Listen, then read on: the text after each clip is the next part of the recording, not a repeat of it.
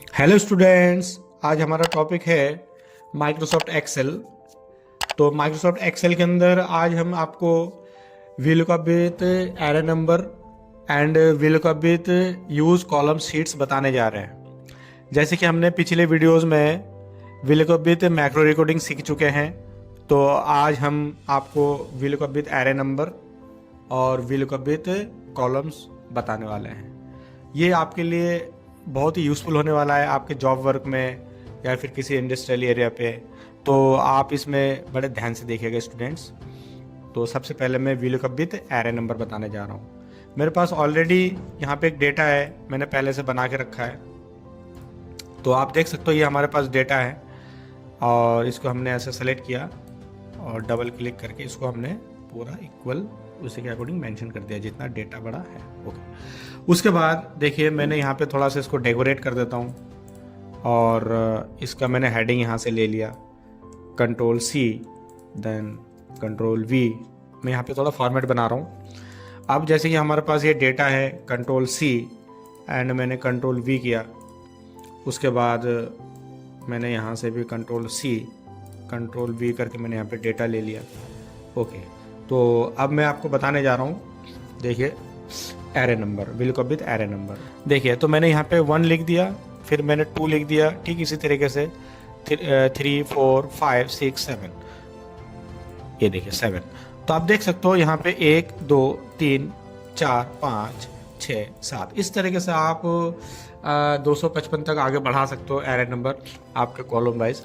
तो यहाँ पे देखो जैसे आप 1 2, अब मैं आप जब सिंपल यहाँ पे स्टूडेंट फार्मूला लगाते थे, आपको ऑब्वियसली पता होगा, मैंने पिछले वीडियोस में बता चुका हूँ। आप वहाँ पे अगर फादर्स नेम निकालते थे तो 2 लगाते थे, लेकिन इस बार मैंने ऊपर एरे बना दिया। तो उससे देखो आपके लिए सबसे आसान तरीका क्या है निकालने का, वी लुकअप, उसके बाद देखिए लुकअप वैल्यू क्या है आपका, हर्षिका। तो हर्षिका के सेल नंबर है I3। ओके, क्लिक करते I3 आ गया।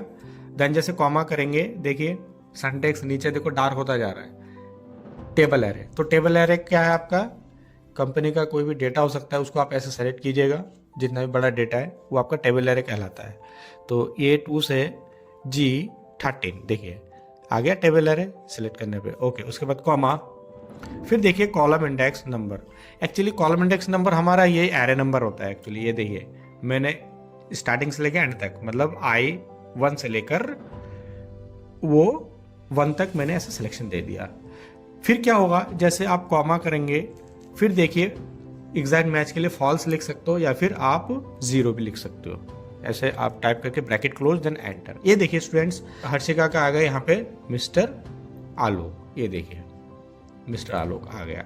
अब आप जैसे आप ड्रैग करते हो तो ये ऐसे आता है, ये देखिए इसमें गलत आ रहा है। तो यहाँ पे इसको हम सही कैसे करेंगे, आप पहले देखिए जैसे जैसे आप एंटर कर रहे हो आप F2 करके चेक करो, देखिए ये नीचे खींचता हुआ जा रहा है। तो हम चाहते हैं कि ये फ्रीज हो जाए। तो फ्रीज करने के लिए देखिए फ्रीज में आने वाले वीडियो में आपको बताऊंगा कि फ्रीज कैसे यूज़ करते हैं। सबसे पहले F2 दबाइए। ये देखिए जब आप यहाँ पे क्लिक करेंगे, यहाँ पे आप इसको छोड़ दीजिए, पहले यहाँ पे आप A2 से G13 को सेलेक्ट करके F4 प्रेस कीजिए। F4 से आपका फ्रीज हो जाता है। ये देखिए मैंने पिछले वीडियोस में आपको फ्रीज भी बता चुका हूँ, रो कॉलम फ्रीज। आप सेलेक्ट करके FN F4, लैपटॉप है तो FN F4, अगर आपके पास कीबोर्ड है तो सिर्फ F4 प्रेस करना, तो आपका फ्रीज हो जाएगा। जैसे आप एंटर करोगे, देखिए स्टूडेंट्स अब मैंने इसको यहाँ से ऐसे नीचे ड्रैग किया, देखिए हमारा डेटा आ चुका है। तो ये क्या है कि आपका ये डेटा आप ऐसे खींच के जब लेके आते हो तो आपका डेटा आ जाता है। इससे क्या होगा, आप नीचे की ओर खींचो, अब जब राइट साइड खींचोगे तो आप देखो यहाँ पे आपका गलत आ रहा है। इसका ये मतलब हुआ कि आप जब F2 करके चेक कर रहे हो, देखो ये इधर आ गया आपको, जबकि रोहित पे होना चाहिए। इसका मतलब आप कहीं पे भी क्लिक करके आप F2 करके चेक करो, देखो आपका डेटा ये इधर की ओर बढ़ गया। तो आपका जो ये वाला है, ये जो ये फर्स्ट नंबर पे हमने कोई फ्रीज नहीं किया I3 पे, तो I3 का हम मतलब ये हमें नीचे की ओर खींचने पे आएगा, ये इसे कॉलम बोलते हैं। देखिए मैं आपको यहाँ से इस टाइप से कॉलम एक फंक्शन बना के बता देता हूँ। देखिए ये कॉलम होता है, ठीक है ना, आप नोट डाउन करते हैं। तो कॉलम को फ्रीज कैसे करते हैं, हमें इसको फ्रीज करना है। तो उसके लिए देखिए हमने यहाँ पे F2 किया। यहाँ पे अगर आप F4 करते हो, ऑल्ट सॉरी F1 F4 से अगर आप करते हो एक बार तो रो कॉलम फ्रीज होता है। आप अगर दोबारा अगर करते हो तो इससे आपको रो फ्रीज होता है, और अगर आप तीसरे बार करते हो थर्ड टाइम F4 तो उसके लिए आपका कॉलम होता है। तो देखिए कॉलम जब करोगे फ्रीज तो उसके लिए आपका यहाँ पे डॉलर सामने आएगा, फिर I3 आएगा। अब जब एंटर करोगे आप किधर भी खींचो आपका डेटा मेंशन हो जाएगा। देखिए इधर आ गया, ओके है। आप अगर इधर से डायरेक्ट खींचते हो तो पूरा डेटा आपका मेंशन हो गया। तो देखिए ये आपके डेटा ऑटोमेटिकली पूरे डेटा यहाँ पे आ चुके हैं। आप कहीं पे कोई भी नाम रखोगे तो वो आप ऑटोमेटिक चेंज भी हो जाएगा। आप देख सकते हो यहाँ पे मैंने अगर यहाँ पे लिख दिया पूजा, ये देखिए पूजा लिखते देखिए ऑटोमेटिक डेटा चेंज हो गया।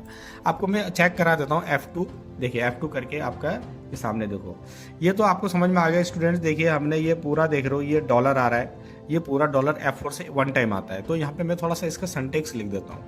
आपके जब ये क्या होता है कॉलम, तो कॉलम के सामने जब आप करोगे तो आपको 3 बार डॉलर करना पड़ता है। जैसे यहाँ पे मैं बता रहा था I3, तो यहाँ पे मैं लिख देता हूँ I3, सपोज करो ये I3 है। अब मैंने यहाँ पर अगर मैं एक बार कर देता हूँ तो ये रॉ कॉलम के लिए होगा फ्रीज, और मैं यहाँ से ले लेता हूँ डेटा, सपोज ये I3 है।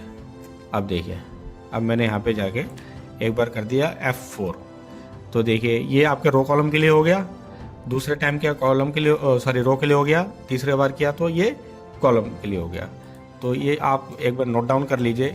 इसका मैं इज इक्वल टू हटा देता हूँ ताकि आपको दिखाई देने लगे।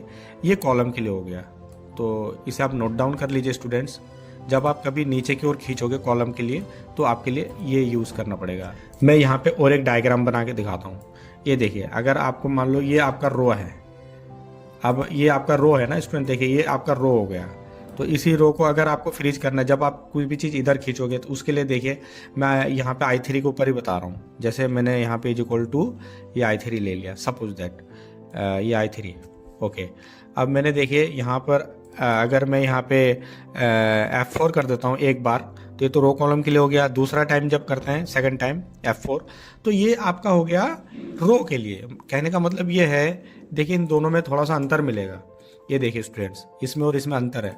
तो ये तो आपका हो गया रो के लिए और ये हो गया कॉलम के लिए। जब भी कोई भी आप फ्रीज लगाने के बाद जब ऐसे खींचते हो तो उसके लिए आपका कौन सा हो गया, ये सामने डॉलर फिर I3, ये आपका कॉलम के लिए हो गया।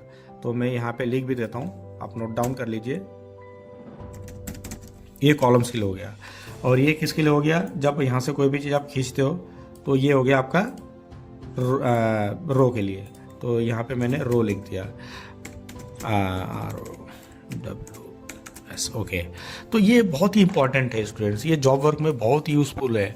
आप कहीं पे जॉब करोगे तो उसके लिए ये बहुत ही यूज़फुल होने वाला है आपके लिए। आप इसे अपने कॉपी पेन में नोट डाउन कर लीजिए। आप एक बार ट्राई करके देखिए, ये आपके लिए बहुत ज़्यादा यूज़फुल है। अब देखिए रो कॉलम अगर मुझे दोनों को ही करना है, ये देखिए ये मैंने ले लिया रो, थोड़ा सा डेकोरेट कर देता हूँ। ये देखिए अब रो कॉलम के लिए करना है, देखो तो मैं तो डेकोरेट कर देता हूँ। ये देखिए, ये देखो ये हो गया आपके रो, ये हो गया आपका कॉलम, और ये हो गया आपका रो। तो देखिए रो कॉलम्स के लिए मैंने यहाँ पे दिया। अब इसके लिए जैसे कि मैंने बताया था I3, तो देखिए मैंने यहाँ पे इज इक्वल टू करके ये I3 ले लिया और हर जगह का सेल नंबर, ठीक है। अब मैं इसमें रो कॉलम बता रहा हूँ। रो कॉलम के लिए आपको डायरेक्टली आपको F4 करना है। तो देखिए यहाँ से मैंने ये इज इक्वल टू हटा दिया। देखिए तो ये रो कॉलम्स दोनों के लिए होता है। ये देखिए ये रो और ये कॉलम, मतलब आप इधर भी खींचोगे इधर भी खींचोगे, दोनों के लिए ये यूज़ होगा। तो इसको मैं थोड़ा सा मतलब ऐसा हाईलाइट कर देता हूँ ताकि आपको नज़र आ जाए। तो और थोड़ा सा बड़ा कर देता हूँ, और इसको भी मैं ऐसे हाईलाइट कर देता हूँ और थोड़ा सा बड़ा कर देता हूँ, और इसके लिए भी मैं थोड़ा सा ऐसे हाईलाइट करके ऐसे बड़ा करा देता हूँ। तो आप देख सकते हो कि यहाँ पे हमारा ये रो के लिए हो गया और ये कॉलम्स के लिए हो गया और ये रो कॉलम दोनों के लिए हो गया। तो इसके ऊपर स्टूडेंट आप बता सकते हो मैंने क्या यूज़ किया है। अभी ये मैंने इसमें सिर्फ एक कॉलम के लिए यूज़ किया। देखिए सामने डॉलर फिर I3, ये देखिए क्योंकि उस समय गलत आ रहा था तो मैंने पहले इसको नीचे की ओर खींचा, फिर उसके बाद ऐसे खींच दिया, तो देखो बिल्कुल डेटा हमारा एग्जैक्ट आ गया। तो ये हमारा एरे नंबर होता है 1 2 3 4 5 6 7। तो स्टूडेंट्स, इस वीडियो को मैं यहीं पे समाप्त करता हूँ और मैं उम्मीद करता हूँ कि आप लोगों को बहुत अच्छे से समझ में आ रहा है। आप प्लीज़ एक बार प्रैक्टिस करके देखिए, आपके जॉब के लिए बहुत ही ज़्यादा हेल्पफुल होने वाला है। Thank you for watching.